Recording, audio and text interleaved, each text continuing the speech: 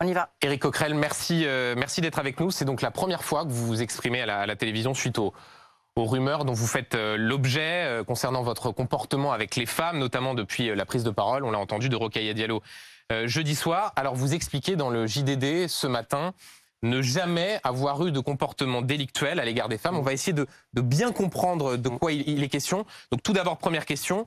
Vous niez donc ces rumeurs, ces accusations. Vous n'avez jamais eu ce type de comportement à l'égard des femmes. Je vais répondre aux questions, pas de souci. Mais je voudrais juste revenir sur un fait. Vous dites, c'est la première fois que je vais intervenir sur une télé après la sortie de Rokhaya Diallo.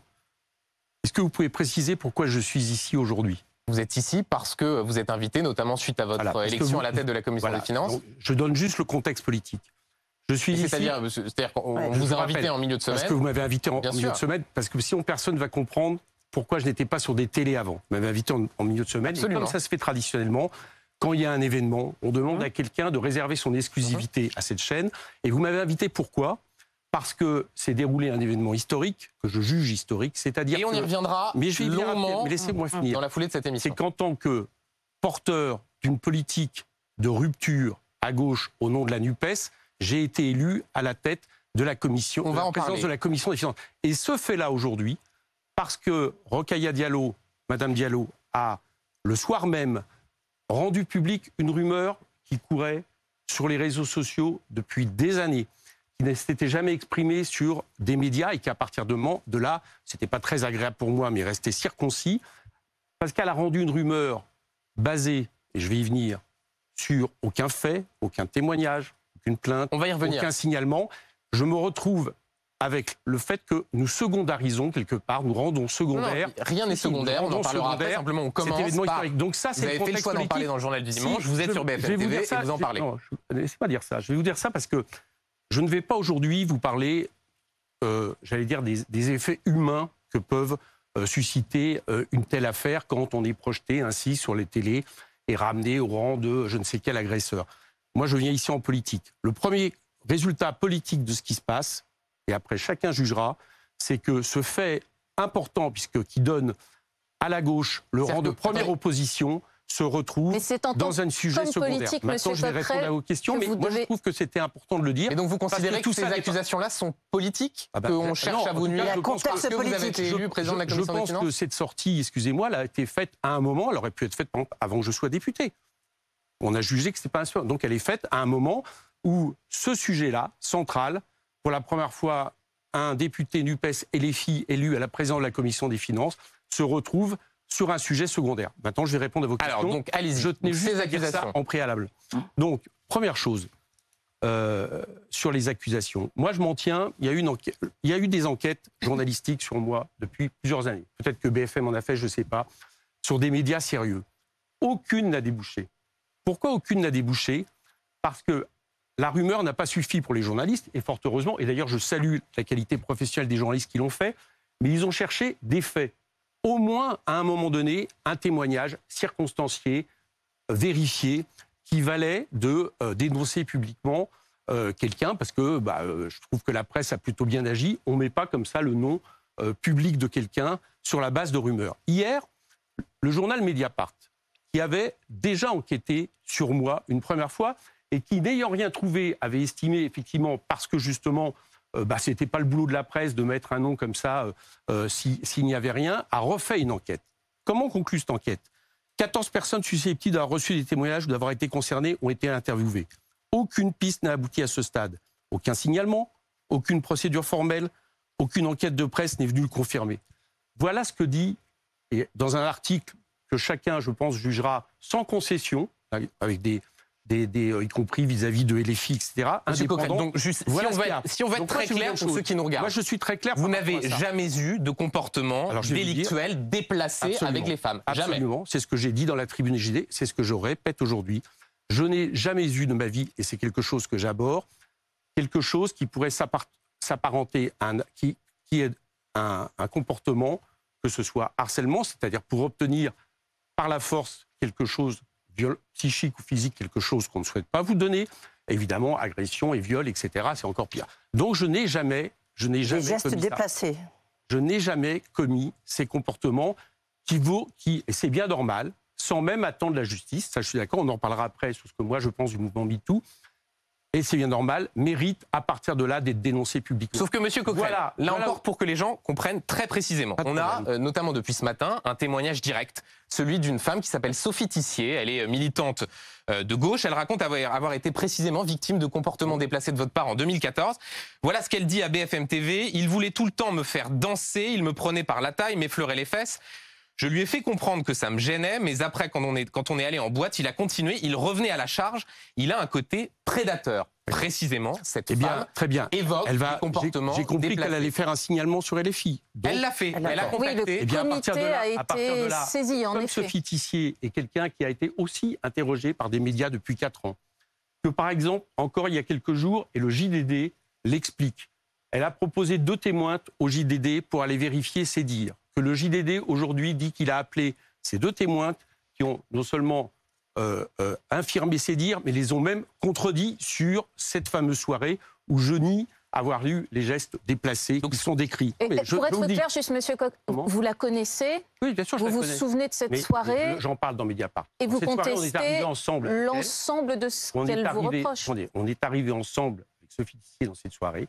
C'est une soirée où il y avait plein de monde, d'accord, il y a eu une soirée un peu, j'allais dire, comme dans des boîtes, etc. Je ne dis pas avoir dansé avec elle, mais ce que je nie absolument, c'est tout ce qui pourrait justement s'apparenter à des gestes déplacés, des gestes, on va dire, de drague agressive, même si vous voulez, et qui pourraient après, parce que c'est le seul témoignage aujourd'hui qui tout d'un coup sort maintenant, qui pourrait après valoir le fait que, ah bah oui, ma réputation est justifiée, tenez, il y en avait un. Eh bien, je vous dis que je l'ai contredit, les témoins les contredit, et elle, hier, dans Mediapart, puisqu'elle a rechangé d'avis, explique, je la cite là, ce n'était pas une agression, et si je n'avais pas souhaité saisir la cellule et les filles a posteriori, c'est que ce n'était pas suffisamment grave. Voilà ce que dit Sophie Tissier. Alors maintenant, elle rechange de version, elle peut le faire, elle va aller devant, on a toujours dit qu'on était prêt à prendre les signalements, donc elle va poser son signalement, et à partir de là, on va vérifier les faits. Est-ce que vous direz que vous êtes victime d'une vengeance personnelle? Comment? Vous êtes victime d'une vengeance personnelle? Est-ce que vous irez vous expliquer auprès du comité de la France Insoumise pour essayer de comprendre pourquoi ça vous arrive? Eh bien, c'est pas pourquoi maintenant? Mais vous me dites, est-ce qu'il y a des vengeances personnelles? Alors, je vais être très clair sur cette affaire et sur la manière dont, depuis le début, tout ça se passe. Moi, ce que je crois, c'est que il est absolument nécessaire, et je le fais encore, de continuer à affirmer son soutien plein et entier à la libération de la parole des femmes. Oui, mais sauf que M. Coquerel, précisément, là vous dites, cette femme produit un témoignage et vous dites, il est faux. Alors que d'habitude, dans votre camp, on entend cette phrase disant, il faut croire la parole des femmes. Non, on protège la parole des femmes, on la porte, elle va porter sa parole, qu'elle n'avait pas souhaité précédemment porter parce qu'elle-même disait qu'il n'était pas suffisamment grave. Donc maintenant, on est sur le sujet, elle va la porter. Elle va être protégée pour la porter, elle va donner les faits, mais vous me permettrez à un moment donné de mettre d'autres faits en face. Lesquels? Eh bien, je vais vous le dire. Par exemple, elle dit d'avoir des témoins qui contredisent tous ces versions et qui d'ailleurs, j'ai regardé, aujourd'hui s'expriment déjà sur Twitter. Moi, de la même manière, il y aura des témoins par rapport à cette soirée qui confirmeront qu'il n'y a pas eu aucun geste déplacé par rapport à ça. Elle dit, Monsieur Coquerel m'a envoyé des textos, y compris pour le rejoindre dans sa chambre d'hôtel, ce que je contredis, mais alors totalement. Des messages insistants, voilà. dit-elle. Elle dit qu'elle n'a pas les textos.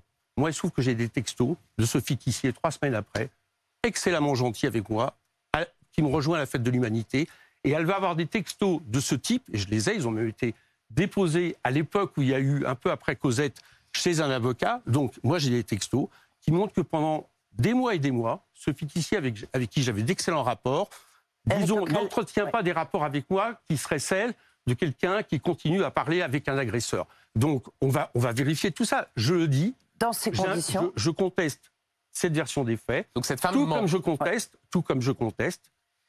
conteste le fait que la rumeur, et là, c'est pas seulement moi qui le fais, parce que plein de journalistes l'ont dit, s'appuierait sur est-ce que vous allez porter plainte? Est-ce que du coup, en vous écoutant, est-ce que vous allez porter plainte?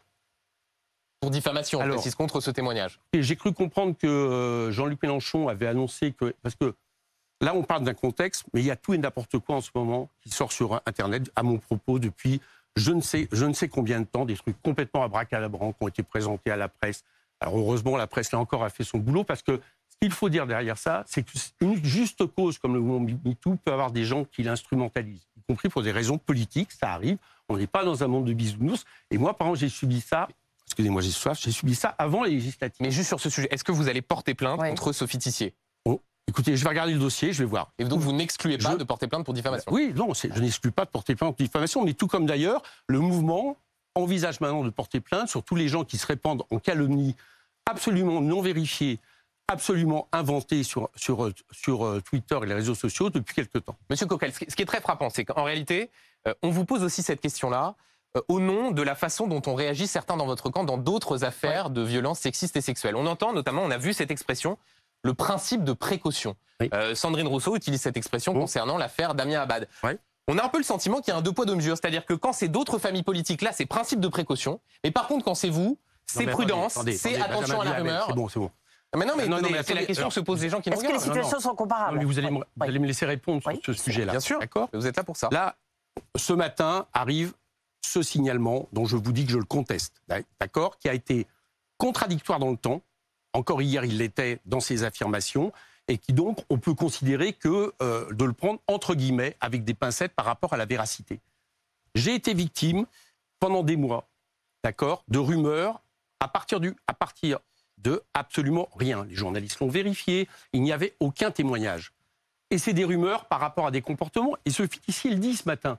Elle dit je dépose, mais à aucun moment ce n'était des gestes légalement répréhensibles. Là, on essaie d'avancer, monsieur Coquerel, et de comprendre pourquoi vous êtes parfois si dur à l'encontre de personnalités d'autres partis prises dans la tourmente. Vous faites une comparaison, et pourquoi là, vous défendez la présomption d'innocence que vous ne défendez pas toujours par ailleurs. Vous êtes en train de faire une comparaison avec Abad et autres. D'ailleurs, ce n'est pas un hasard, parce que sur les réseaux sociaux, à un moment donné, quand M. Abad le ministre Abad se retrouvait, par exemple, en question, on sortait opportunément le cas en disant « Tiens, Mediapart n'a pas enquêté sur M. Coquerel. Tiens, c'est bizarre, alors même qu'il n'y avait aucun fait. Mediapart n'en a enquêté. Il a donné le résultat que je vous ai donné tout à l'heure. » Donc, vous ne pouvez pas comparer à aucun moment un ministre qui se retrouve avec des plaintes effectives pour viol, des témoignages pour viol sortis dans les journaux, et quelqu'un qui, pendant des mois, a subi des rumeurs calomniatrices à partir d'aucun fait, et qui, là, tout d'un coup, retrouve ce matin un signalement d'une personne qui n'avait jamais jusqu'à maintenant voulu signaler sur des faits dont elle dit qu'ils ne sont pas répréhensibles. Mais ça vient de votre camp. Mais si ce principe de précaution dont parlait Benjamin, que demande Madame Rousseau, je voudrais juste finir ma phrase, s'il s'appliquait à vous ce principe de précaution, on pourrait considérer que sur la foi de simples rumeurs, vous devriez vous mettre en retrait aujourd'hui de votre poste de la Commission des finances. Je ne pense pas qu'il faille, surtout sur un sujet où, et c'est juste, on pense que la justice est toujours préférable, mais qu'à un moment donné, il faut mettre en place des structures internes, notamment nous l'avons fait avec les cellules d'écoute, qui permettent justement de prévenir, voire même de guérir ce genre de comportement. Et ça ne peut pas se faire à partir des rumeurs.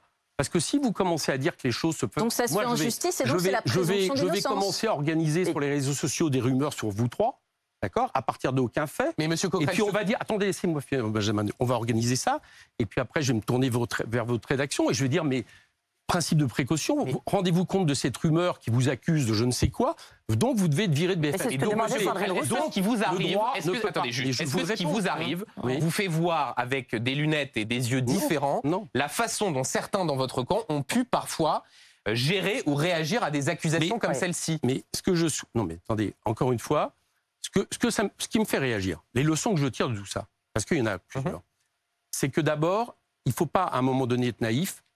Je le répète, MeToo est une révolution absolument nécessaire, à la fois pour débusquer les prédateurs, mais aussi, c'est peut-être un sujet que je voudrais aborder tout à l'heure, pour faire en sorte que nous élevions tous notre conscience par rapport à des dominations masculines que nous reproduisons, même s'ils ne s'appliquent pas, j'allais dire, sur des comportements répréhensibles et même sur des comportements consentis en tant qu'homme de pouvoir. Tout ça est absolument nécessaire.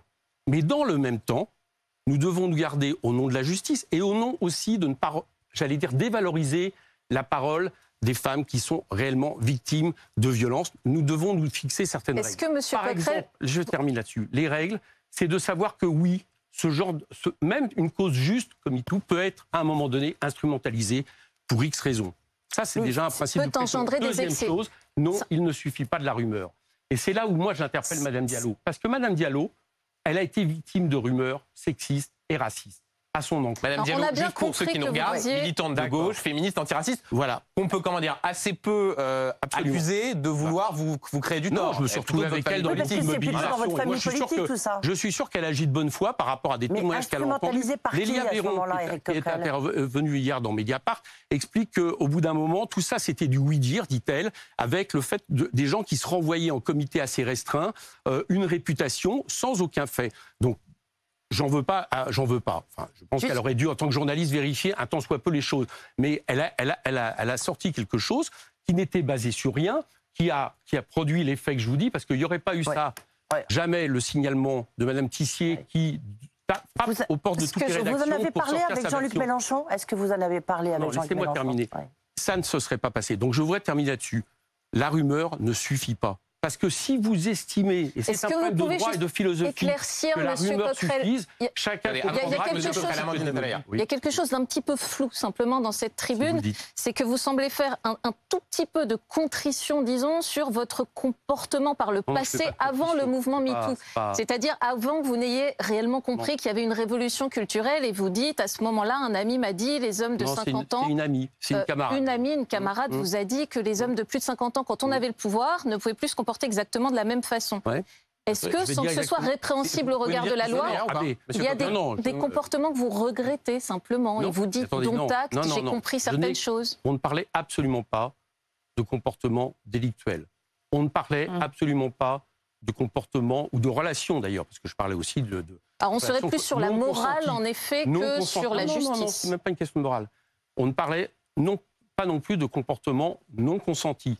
On parlait de relations entre des personnes. Simplement, là où elle m'a ouvert les yeux, et ça date d'avant MeToo, parce que moi, je ne me suis jamais figuré que j'étais un homme de pouvoir. Ça va peut-être vous étonner, mais je ne me suis jamais vécu comme ça.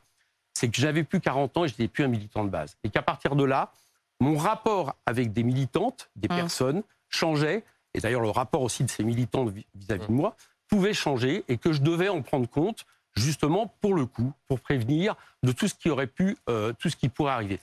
Ça, quelque part, je l'ai dit, ça m'a ouvert les yeux. Et c'est très certainement ce qui m'a permis aussi, je crois que tout le monde en conviendra, d'être certainement un des députés de l'Assemblée nationale les plus attentifs et les plus respectueux.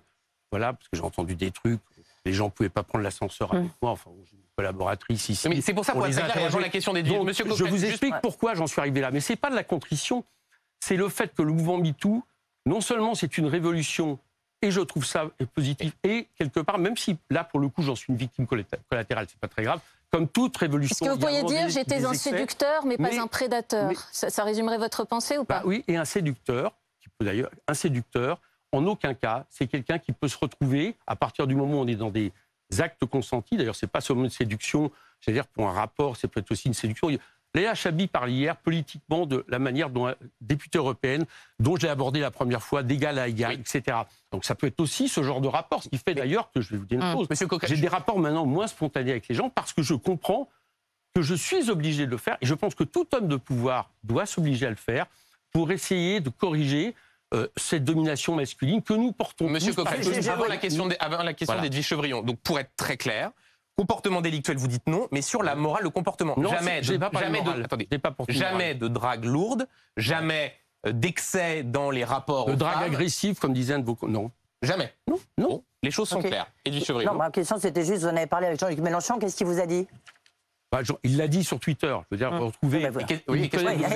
J'en ai pas seulement parlé avec Jean-Luc Mélenchon. Bon, trouver quelqu'un qui, sur la foi des rumeurs, se retrouve dans la situation et comparé même par vous, comme vous l'avez dit, avec des ministres accusés de viol par... Non, moi je ne comparais pas les profils, je comparais les réactions dans votre camp. D'accord, mais quand vous parlez des réactions, c'est que vous... Non, ça n'avait rien à voir. Mais si, je vous écoute, moi, vous savez.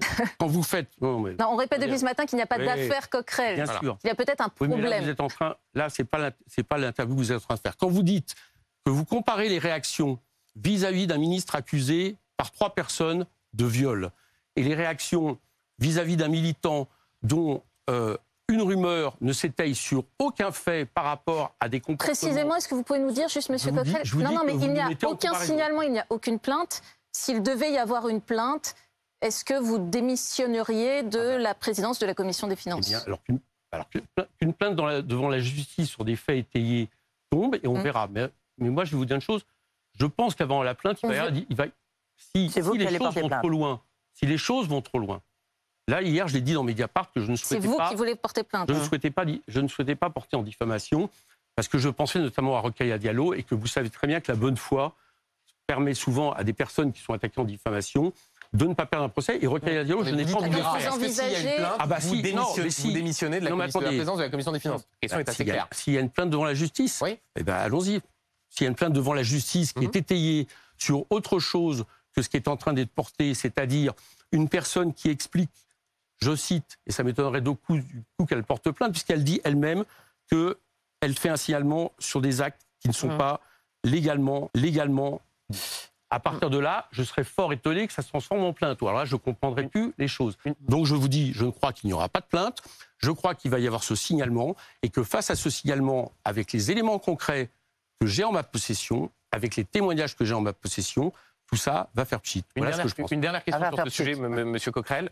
Comment est-ce que vous vous sentez, vous voilà, vous êtes pris dans cette tourmente, dans ce tourbillon. Non, ça, est-ce que vous avez du mal à dormir la nuit? Est-ce que vous refaites des scènes en vous disant peut-être que j'aurais dû agir différemment? Je n'irai pas là-dessus. Personnellement, mais si, je pense que ça intéresse ceux qui nous regardent. Mais non, j'ai le droit de répondre en politique. Là, je pense que tout le monde on vous a senti ému dans ce début d'émission. Bien sûr qu'on est ému. Bien sûr qu'on est ému. Mais je ne dirai pas là-dessus parce que je n'ai pas envie de ramener mon cas à un cas personnel. Bien évidemment. Je veux dire, si moi, demain, je vous expose à quelque chose de ce type et que vous savez que vous êtes parfaitement innocent, vous allez être ému. Mais je ne souhaite pas rentrer dans ce genre de choses parce que je suis là en politique. Je suis là en politique pour essayer de tirer aussi les conclusions de ce qui se passe. C'est votre dernière intervention à ce sujet? Oui, à la fois. Après ça, vous comptez ne plus en parler du tout, la page est tournée? Bien évidemment. À la fois, pourquoi? Parce que je ne veux en aucun cas que ce qui se passe vis-à-vis de moi desserve le mouvement MeToo. Donc ça, c'est une ligne de conduite.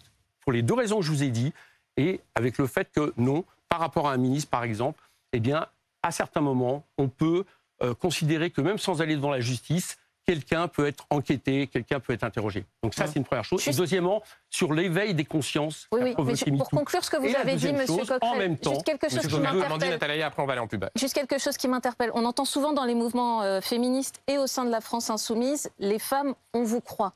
Oui. Est-ce qu'il faut croire les femmes de façon systématique? Oui, mais alors, il faut protéger la parole des femmes de façon systématique. Et après, évidemment, on vérifie. D'ailleurs, il y a une tribune très intéressante. Et donc, il ne faut pas les croire systématiquement. Vous êtes allé un peu trop loin aussi à la France insoumise. Il y a une tribune très intéressante de Sandrine Rousseau hier qui donne des pistes pour pouvoir encore améliorer les problématiques d'interpellation sur des violences sexuelles et sexistes sans passer par la justice. Elle parle notamment d'instituer une haute autorité. Et pourquoi vous ne dites pas que vous êtes allé trop loin parfois, M. Coquerel, à la France insoumise, et que maintenant vous vous appelez à de la prudence, là où vous avez parfois condamné de façon je regarde très rapide d'autres personnes. Par exemple, M. Abad, dont on parlera ensuite. Donc vous refaites une comparaison. M. Abad, nous l'avons pas. C'est pas France insoumise qui a condamné M. Abad. Il se trouve qu'il y a des témoignages de vos confrères de Mediapart. Des témoignages de vos confrères de Mediapart qui sont quand même, et là encore ils viennent de le prouver, considérés avec notamment Lénaï Brédou comme, j'allais dire, ce qui se fait de mieux en termes d'enquête sur ce type. Il y a des plaintes devant la justice pour viol. Donc, excusez-moi, on n'est pas du même niveau. Et je vais vous répondre. Vous vouliez me réinterroger sur Abad, je vais le faire tout de suite. Non, monsieur Coquerel, là on va faire une petite pause et on reprendra juste après. Bon, si vous voulez. Voilà. Dans quelques instants, on reprend. Quelques minutes, restez là, on a plein de sujets à aborder avec monsieur Coquerel. On est toujours avec Éric Coquerel, président de la Commission des Finances, député La France Insoumise de Seine-Saint-Denis. Juste pour reboucler ce qu'on abordait juste avant la publicité, et avant, je vous promets qu'on va aller sur les sujets politiques. Ce qui frappe, c'est que ces accusations, que ce soit Sophie Tissier, Rokhaya Diallo, tout ça, ça vient de votre camp. On peut pas. Vous dites au fond, comme par hasard, ça arrive au moment où je suis président de la Commission des Finances. Déjà, je vais repréciser ce que vous venez de dire. On va recommencer. Oui. Rokhaya Diallo et Sophie Tissier ne font pas le même type d'accusation. Non, vous avez raison. Rokhaya Diallo a dit j'ai entendu des rumeurs. Voilà. Sophie Tissier, elle parle d'un témoignage. Et il se trouve que Sophie Tissier, et jusqu'à maintenant, puisque ça date d'aujourd'hui et que jusqu'à maintenant ça n'était pas venu, va être l'auteur d'un signalement dont je conteste absolument les faits et je suis absolument sûr qu'ils sont facilement contestables pour les raisons que je vous ai expliquées. C'est la seule jusqu'à maintenant sur laquelle s'étaye une rumeur. Mais tout ça, c'est votre camp, Éric Coquerel. Et Rokhaya Diallo, je vais vous faire remarquer, je termine là-dessus, Rokhaya Diallo, ce n'est pas une accusation. C'est le fait de relayer une rumeur, ce qui renvoie à la discussion que nous avions tout à l'heure, sur le fait qu'on ne peut accuser quelqu'un sur des rumeurs qui ne sont et sur votre étayées par aucun hésitation à fait. déposer 2 plaintes, si j'ai bien compris. Non, Rokhaya Diallo, c'est pas ça. C'est qu'elle relaie quelque chose, elle le fait sûrement de bonne foi. Et j'espère un jour la convaincre qu'elle le fait de bonne foi. Voilà. Si quelqu'un, après, ment dans une de ses, sur un tweet et autres, il y en a plein en ce moment. Je peux vous assurer, les gens ont qu'à aller voir, il y a des trucs abracadabra. Là, oui, on peut aller jusqu'à l'attaque en diffamation. Je reviens à votre question. Allez-y. Oui, donc la question c'est, ça vient de votre camp. Vous ne pouvez pas dire que c'est de l'instrumentalisation politique de gens qui veulent vous nuire. Non, c'est pas que ça. Mais il y a eu ça aussi. Parce qu'avant les législatives, comme par hasard, parce que cette affaire, pour revenir jusqu'au bout, qui était en lien avec ce témoignage que dans Cosette, cette affaire s'était éteinte parce que toutes les rédactions avaient travaillé là-dessus. Il y a même des réseaux internes militants qui avaient enquêté. Il y en a un, par exemple, qui vient de enquêter il y a pas longtemps. Diallo voudrait vous nuire, Éric Coquerel. Pourquoi Sophie Tissier, vous confondez, elle n'est pas dans notre camp. Elle s'est opposée récemment fortement à la NUPES. Elle a dérivé depuis pas mal de temps. Oui, mais peut-être, mais elle n'est pas dans le camp des Gilets jaunes de gauche. Donc, révisez un peu vos fiches là-dessus. Et moi, je vais vous dire une chose. C'est quoi, Madame Tissier est de droite et donc. J'en sais rien, mais elle ne se revendique pas de la NUPES, elle ne se revendique pas du camp progressiste aujourd'hui. C'est tout ce que je dis. Moi, je ne vais pas lui faire injure que de dire ça. Madame Diallo, oui. Donc, Madame Diallo, c'est quelque chose qui, je l'ai dit, ça m'a surpris. Ça m'a surpris, surtout qu'on s'est retrouvé à des combats. Donc, j'espère pouvoir convaincre à un moment donné Madame Diallo que faire ce que d'autres lui font, c'est-à-dire relayer une rumeur sans aller vérifier, ne serait-ce qu'auprès de la personne, des faits, et elle le dit elle-même dans Mediapart hier. Elle vous lui avez parlé, Madame Diallo? Non, elle lui avait parlé à Rokhaya Diallo? Mais des amis à moi l'ont fait. Qu'il n'y avait pas de lien direct. Qu'est-ce qu'elle a dit? C'est problématique. Maintenant, attendez, je vais répondre à votre question, sinon on va parler aucun du sujet. Vous me dites qu'il n'y a pas d'instrumentalisation d'autres camps, si.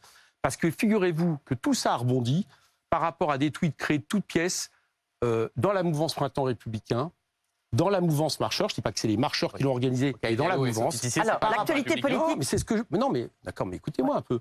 Ça date pas de maintenant, cette relance. Et l'espoir, parce que c'était un grand espoir, que une fois que c'est sur les réseaux sociaux, à un moment donné, un de vous, médias, allait en faire une affaire publique, ce que jusqu'alors vous n'aviez pas fait, jusqu'à ce que Mme Diallo s'exprime. Ça a été un espoir. On a été, figurez-vous, avant les législatives, il y a des gens qui ont été voir les rédactions pour expliquer des trucs mais énormes, qui étaient démontables en 5 minutes, en espérant que ça sorte. Éric Coquerel, il faudrait qu'on avance. Donc là, c'est là où je parle d'instrumentalisation politique. L'actualité politique. L'actualité politique, c'est aussi évidemment le remaniement qu'on attend d'une minute à l'autre ou en début de semaine. Damien Abad, il est accusé de tentative de viol. Il est sur la sellette, on en a déjà parlé. Est-ce que, selon vous, est-ce qu'il doit démissionner? Oui, je pense que oui. Je vais vous expliquer pourquoi. Ça n'a aucun rapport avec la présomption d'innocence. La présomption d'innocence doit être respectée au citoyen Abad. Mais le citoyen Abad est devenu ministre.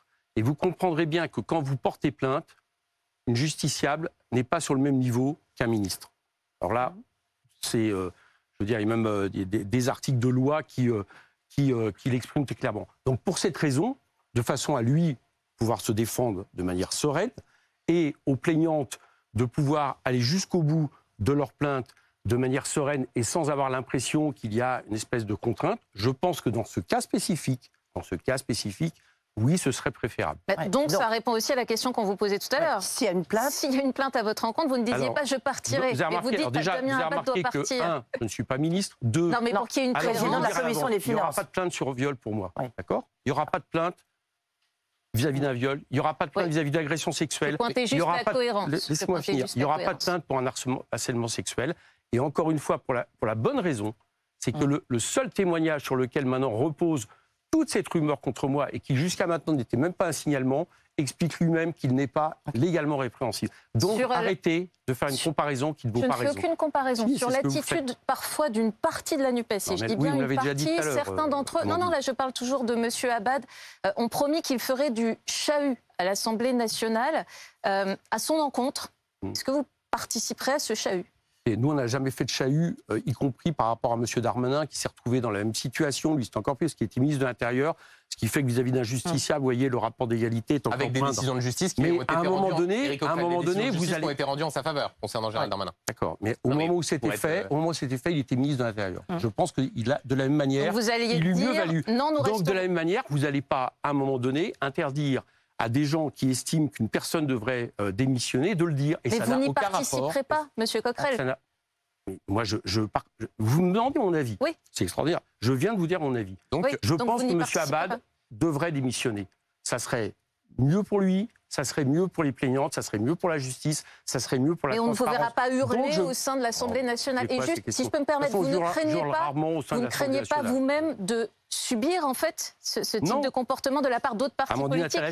Je vous assure que ça devient insupportable, parce que ça fait 4 fois que je vous réponds à cette question. Non, je demandais vous. Oui, d'accord. D'être fragilisé. Les deux cas ne sont pas comparables. Voilà, toute personne peut comprendre qu'un cas d'une personne qui se retrouve liée par la rumeur, attaquée sans aucun fait, et a fortiori aucun fait de viol, et a fortiori aucun fait d'agression, et a fortiori aucun fait de harcèlement, ne peut pas être comparé avec un ministre qui a une plainte devant la justice pour viol. On a compris. On a compris. Une question sur Elisabeth Borne, un discours de politique générale. Mercredi, Elisabeth Borne doit prononcer son discours de politique générale. On ne sait pas encore, elle ne s'est pas prononcée pour savoir si elle va engager la responsabilité du gouvernement, ce qui n'est pas une obligation, mais là aussi qui est plutôt une habitude. Est-ce que ça serait illégitime si jamais elle décidait de ne pas le faire? Politiquement et démocratiquement, oui. Je sais que dans les textes, non.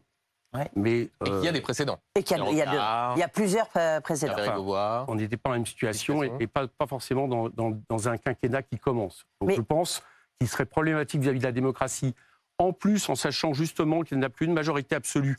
Ce qui veut dire qu'elle devrait, et M. Macron devrait surtout réviser ce qu'il ne veut pas faire son programme pour essayer, pourquoi pas, d'en trouver une. Je pense qu'il serait problématique qu'elle ne demande pas le vote de confiance, mais nous nous chargerons, au nom de la NUP, de déposer une motion de censure. Attendez, juste est-ce que vous diriez qu'elle est illégitime? Parce qu'il y a toujours un discours côté de la France Insoumise sur la légitimité ou non. Emmanuel Macron a été élu contre. Des questions sur la légitimité pour exercer le pouvoir. Elisabeth Borne, elle a été nommée par le président de la République, elle va former un gouvernement. En quoi serait-elle illégitime? Mais M. Macron n'est pas illégitime, il est élu en tant que président de la République. Madame Borne, elle est responsable devant le Parlement, c'est la chef de la majorité et elle entend mener un programme dont M. Macron a dit à l'avance qu'il ne changerait pas par rapport à ses promesses électorales, même si elle n'a pas la majorité. Si, il a dit ça. Non. Vous faites le traducteur, j'ai entendu. Nous ne changerons pas les bases, nous n'augmenterons pas les impôts, nous allons réduire les déficits, nous allons réformer les retraites, etc. pour l'amener à 65 ans. Il l'a dit. Donc, elle vient devant l'Assemblée. À partir de là, moi, ce qui m'intéresse, c'est pas le fait que Mme Borne soit légitime ou pas. C'est est-ce qu'elle peut mener cette politique? Est-ce qu'elle a une majorité dans l'Assemblée? Eh bien, ça, excusez-moi, ça se vérifie. Ça s'appelle la démocratie parlementaire. Et ce que je trouve fort bien dans la nouvelle situation qui nous est proposée, c'est que peut-être pour la première fois depuis la Ve République, le pouvoir politique va se reconcentrer sur le Parlement et sur l'Assemblée. Donc oui, Mme Borne, pour légitimement pouvoir appliquer son programme, doit chercher une majorité. Et sur cette motion de censure que vous comptez déposer, est-ce que vous demanderez aux autres partis, par exemple au Rassemblement national, de s'associer à vous ou pas? Pour la déposer, non. On a largement les signatures, donc on n'a pas besoin. Après, et donc le gouvernement ne tombera pas, parce que les autres ont déjà dit qu'ils ne la voteraient pas. C'est pas la même question. Vous avez demandé s'ils s'associeront en termes de signature. Ma réponse est non. Maintenant, on va voir ce qu'ils veulent, justement, c'est intéressant. On va voir à quel niveau il y a une autre opposition dans cette Assemblée. Je trouve que le Rassemblement national est très, j'allais dire, conciliant avec le gouvernement depuis le début.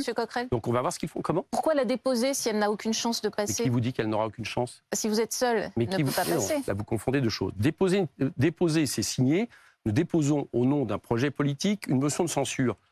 Mais après, n'importe quel député peut la voter. Et il se trouve, ça ne vous a pas échappé, que le gouvernement a une majorité relative. Donc si toutes les oppositions qui disent s'opposer à M. Macron et sa politique votent cette motion de censure, eh bien, le gouvernement sera minoritaire. Éric Coquerel, vous êtes le nouveau président de la Commission des Finances de l'Assemblée nationale. Vous avez donc le pouvoir de consulter les dossiers fiscaux, comme vous le savez, vous l'avez déjà dit, d'individus, d'entreprises. Est-ce que vous comprenez que certains, lorsqu'on voit que Jean-Luc Mélenchon a traité de parasites, que vous avez dit que... les patrons de parasites. Est-ce que vous comprenez que ces patrons, les entreprises, des dirigeants puissent avoir peur de vous et de l'utilisation de votre pouvoir que vous confère la présidence? Les patrons de parasites par des actionnaires, ce qui n'est pas tout à fait la même chose.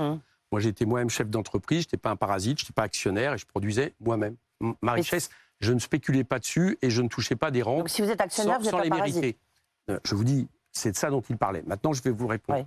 La présidence de la Commission des Finances revient logiquement à une opposition. Nous avons vérifié, grâce à mon élection, que oui, la NUP est l'opposition la plus importante face à Emmanuel Macron. Première vérification. À partir de là, c'est sur le programme de la NUP. Non pas pour l'appliquer. Un président de la Commission ne peut pas changer comme ça, mais au moins pour s'en inspirer pour faire en sorte de présider cette commission avec des prérogatives, des compromis, des consensus. Je vous donne un exemple. Bien évidemment, je l'ai dit d'ailleurs.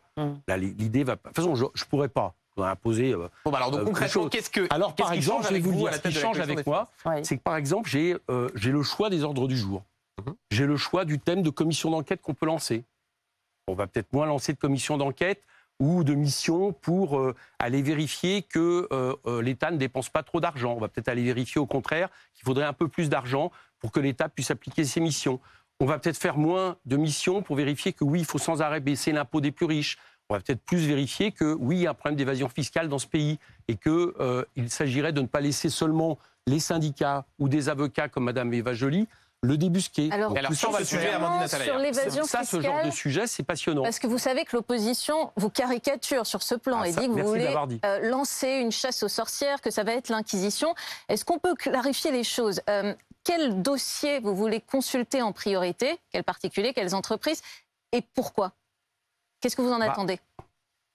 Écoutez, pourquoi? Je donne un exemple, là, ce qui vient de se passer avec McDo. Alors, heureusement, ils ont été devant la justice, portés justement par des avocats comme Eva Joly, pour payer 1,245 milliard à l'État de retard d'impôts qu'ils avaient fait fuir par des systèmes d'optimisation qui se révèlent de l'évasion. On va essayer de continuer ce travail. Mais c'est-à-dire d'autres entreprises, il y a plein d'autres entreprises. Monsieur Coquerel, il y a des agents à Bercy, peut-être certains nous regardent, et qui font ça très bien. Qui s'occupent de l'évasion fiscale, c'est pas à vous.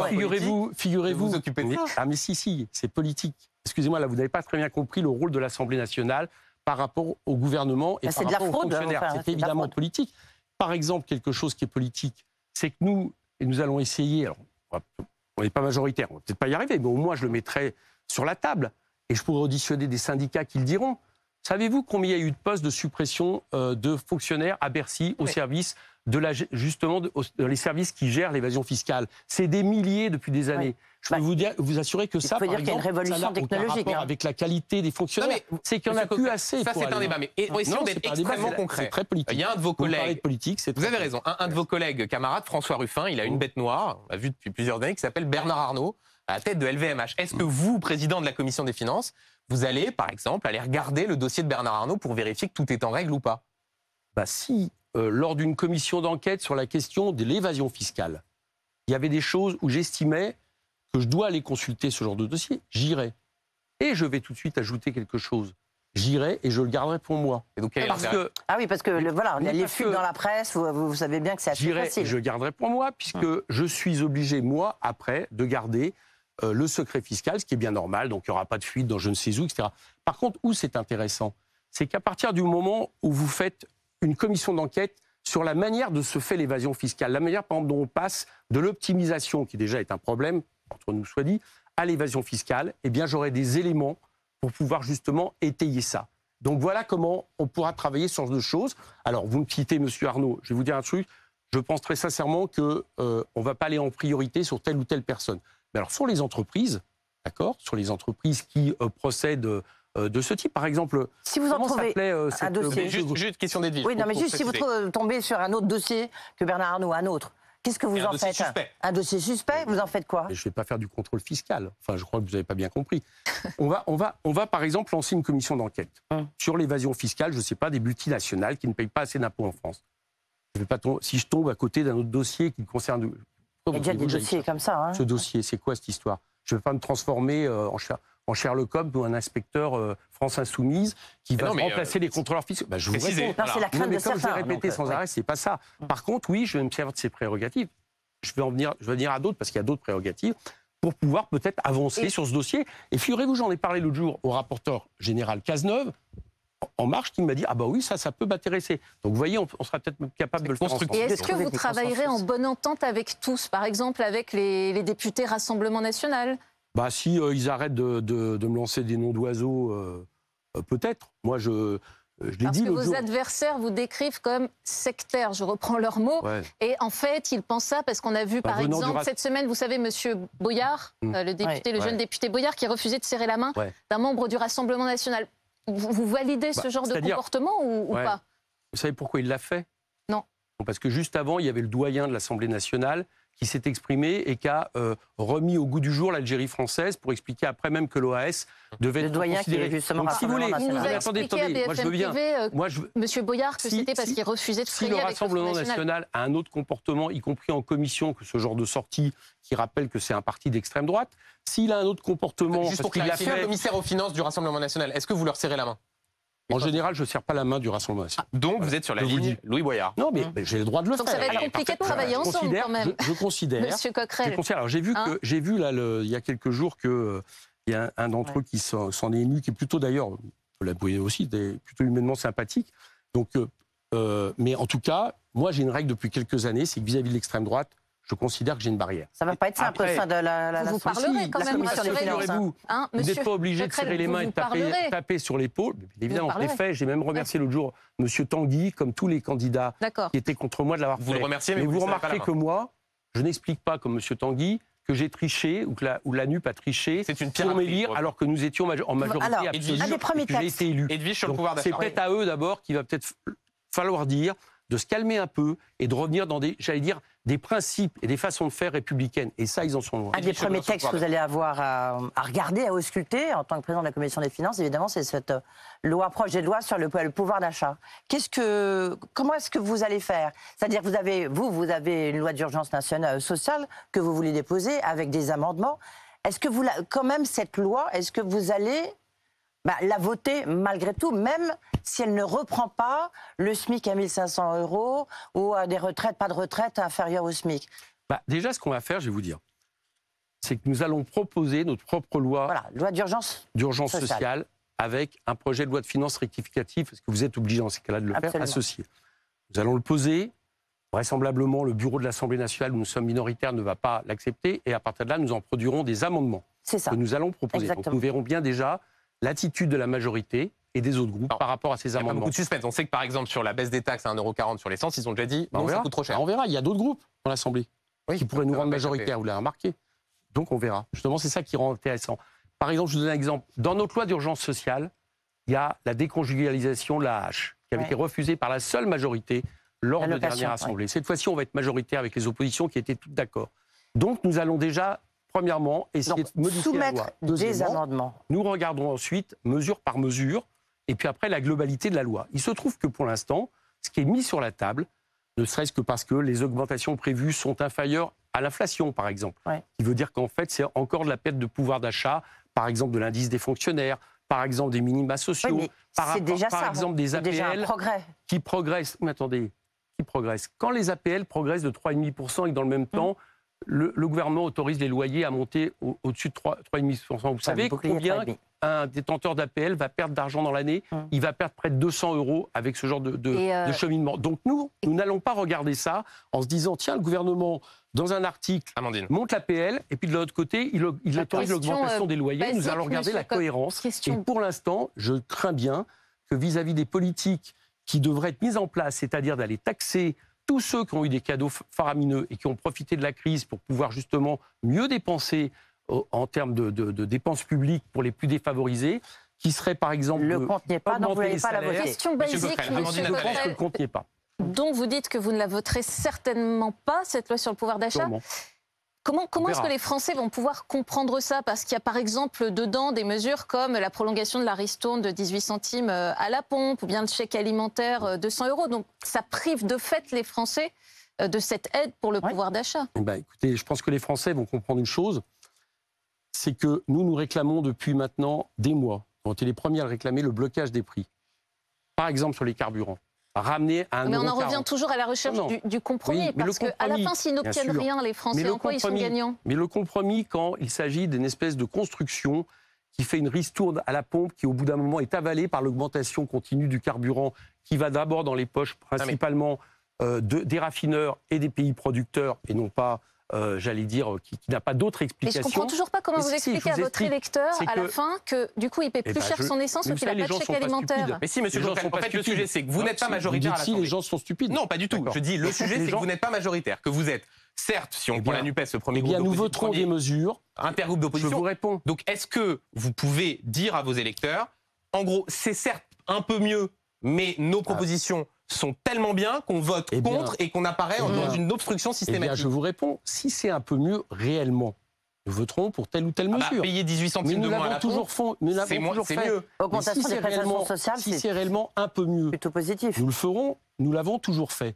D'accord, toujours fait. Dans les 5 ans précédentes, on a toujours été opposants, proposants, et on a voté les quelques mesures qui nous semblaient aller dans le bon sens. Mais si par contre, à l'intérieur de ces mesures, c'est une espèce d'arnaque, par exemple, la mesure qui consiste à dire on augmente la fiche de salaire en prenant sur les cotisations qui est du salaire socialisé.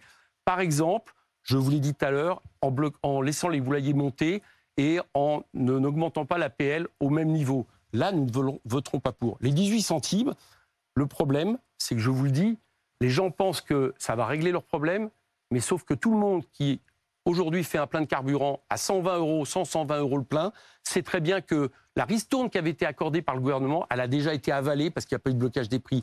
Donc voter pour un mécanisme qui ne marche pas, qui ne fonctionne pas, qui ne prend pas aux raffineurs, qui ne s'appuie sur aucune logique économique, pardonnez-moi de vous dire qu'on y réfléchit à 2 fois avant de le faire. Éric Coquerel, une dernière question sur Aurore Bergé, la présidente du groupe La République En Marche à l'Assemblée, vient de parler du remaniement en expliquant que c'était dans les prochaines heures. Et on lui a posé la question de savoir si Yannick Jadot, si elle souhaitait qu'Yannick Jadot, l'ancien candidat Europe Écologie Les Verts à la présidentielle, intègre le gouvernement. Elle a dit le souhaiter.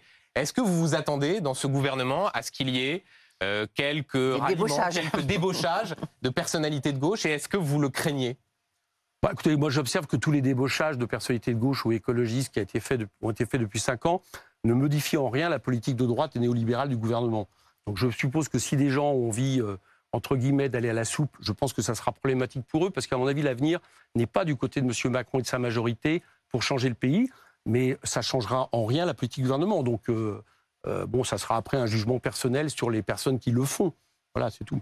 Et vous considérez qu'Yannick Jadot est encore un partenaire aujourd'hui? Il n'est pas encore Yannick Jadot, on en parlera si c'est fait. Et vous voyez bien que ce sont des personnalités qui n'ont pas été forcément très fans de la NUPES. D'ailleurs, le Parti socialiste veut en exclure certaines. J'en sais rien, j'ai trouvé que Jadot n'avait pas été... j'ai écouté un peu les déclarations de Jadot pendant toute la campagne, je n'ai pas trouvé de problématique spécifique.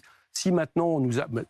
Surtout qu'attention, vous me faites réagir par rapport au souhait d'Aurore Bergé. Demandez d'abord le souhait de M. Jadot, avant de crier au loup et on verra bien à ce moment-là, et vous me réinviterez pour vous parler de cette situation. Juste peut-être pour conclure, est-ce que vous êtes prêt quand même, puisque c'est le rôle du président de la Commission des Finances, à faire des compromis, rechercher des consensus avec l'ensemble des partis politiques qui siègent à la Commission des Finances? On de faire en sorte, je l'ai dit, cette commission, elle va avancer, je ne compte pas la bloquer, mais j'en ai même pas le pouvoir.